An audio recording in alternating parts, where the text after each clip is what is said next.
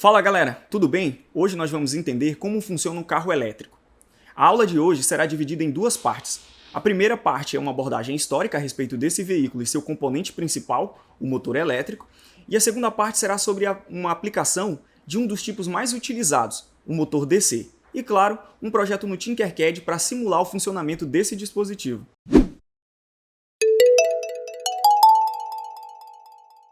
Ao falar sobre carros elétricos, precisamos começar pelo que o caracteriza, que é o uso de um motor elétrico. E esse, por sua vez, possui uma dependência com a história do eletromagnetismo, ou seja, a combinação de eletricidade e magnetismo. Os fenômenos elétricos e magnéticos já eram estudados desde a Grécia Antiga, mas só a partir do século XVI que as pesquisas, os estudos, se intensificaram nessa área. Só que ainda não se sabia da existência ou da relação entre eletricidade e magnetismo.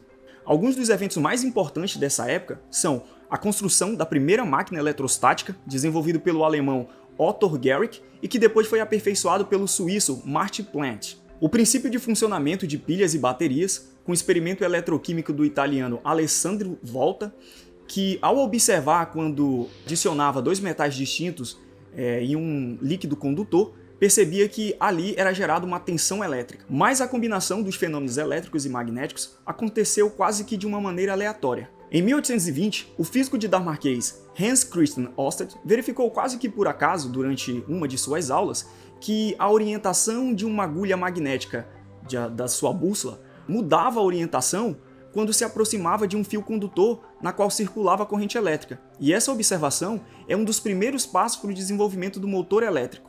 Com base nesses estudos e algumas constatações, o físico e matemático André-Marie Ampère desenvolveu o primeiro eletroímã.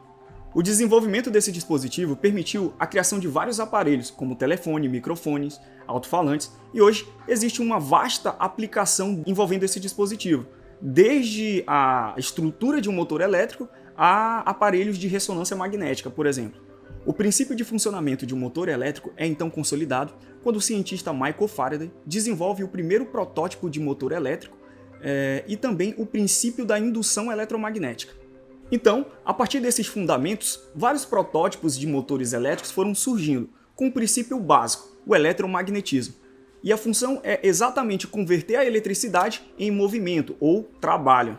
Em 1838, o professor alemão von Jacob desenvolveu um motor elétrico e aplicou a uma lancha.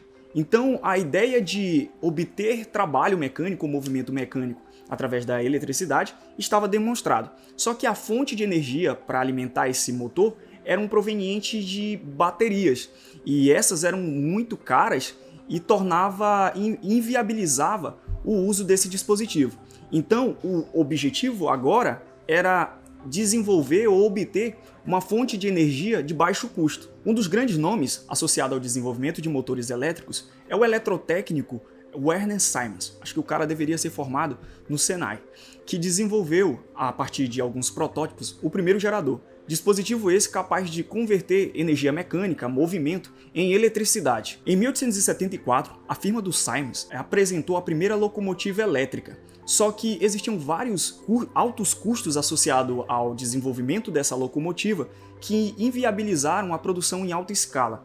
Então, são vários os desenvolvimentos e contribuições na história do motor elétrico. Mas é importante destacar que o objetivo desse dispositivo é justamente obter movimento usando eletricidade. Então, tendo a ideia de um motor elétrico bem consolidado, o objetivo agora é aplicar isso em um sistema de rodas e obter uma fonte de energia de baixo custo. Com o motor elétrico estabelecido, foram vários os protótipos que surgiram em vários lugares direcionada à aplicação automotiva.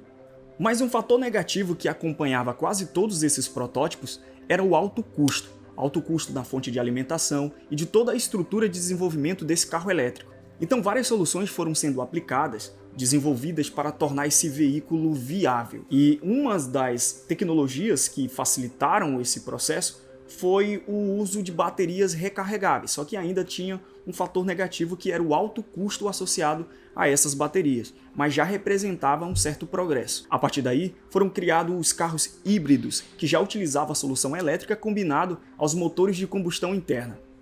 Então, já existia aplicações envolvendo veículos de motores elétricos, só que eles eram restritos a situações específicas e não eram tão populares. E isso foi sendo reduzido ainda mais com a popularização dos motores de combustão interna, com a Ford. Então, já se tinha algumas aplicações de veículos com motores elétricos, só que ainda era muito tímido, ainda não era popular. E isso foi reduzindo ainda mais com a popularização dos carros de combustão interna. Então, houve uma redução tanto no desenvolvimento quanto na aquisição desse tipo de veículo. E um dos eventos que populariza o uso de veículos de combustão interna é justamente o uso de petróleo ao invés de utilizar as baterias, que eram muito caras e tornava inviável o uso desse dispositivo. Um dos eventos importantes desse momento foi o desenvolvimento do motor de arranque, responsável pela ignição elétrica de motores a combustão, retirando assim a necessidade de usar uma manivela para iniciar o funcionamento desses motores. Já no século XX, com as questões dos fatores ambientais, de poluição, temas relacionados à sustentabilidade, a ideia de usar um carro com motor elétrico foi retornada. Só que ainda havia um comparativo e uma desigualdade em relação a desempenho, de rendimento dos carros de motores elétricos e dos carros a combustão, um fator que inviabilizava muito no fator econômico e também no fator de produção. Mais um evento que fez com que a população, os setores econômicos e industriais se preocupasse e aceitasse a ideia de utilizar um motor elétrico foi a percepção da dependência da sociedade com o petróleo. Então, com a crise do petróleo, os setores industriais, os setores econômicos começaram a perceber que a sociedade tinha essa dependência e que precisava ter alternativas de saída.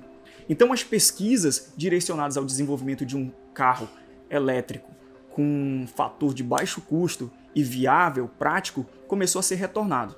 Então, um dos fatores que contribuíram para o desenvolvimento dessa tecnologia foi o desenvolvimento de baterias de lítio, que rendeu aí um Nobel de Química.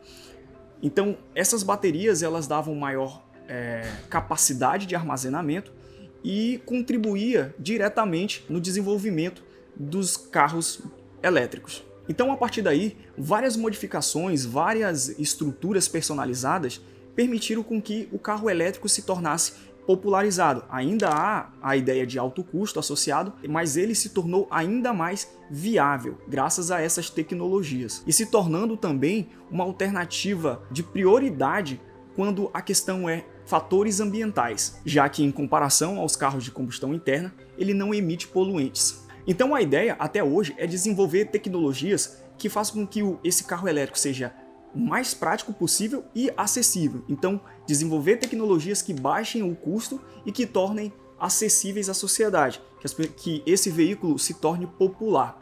E os pontos-alvos é basicamente relacionado ao princípio de funcionamento de um motor elétrico.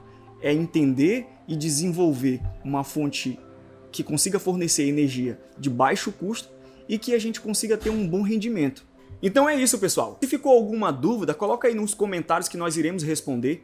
Não esqueça de deixar aquele like, compartilhar com a galera. Espero que tenham gostado. No mais, obrigado por ter acompanhado o vídeo até aqui. E é isso aí, galera. Nos vemos na próxima aula. Tchau, tchau!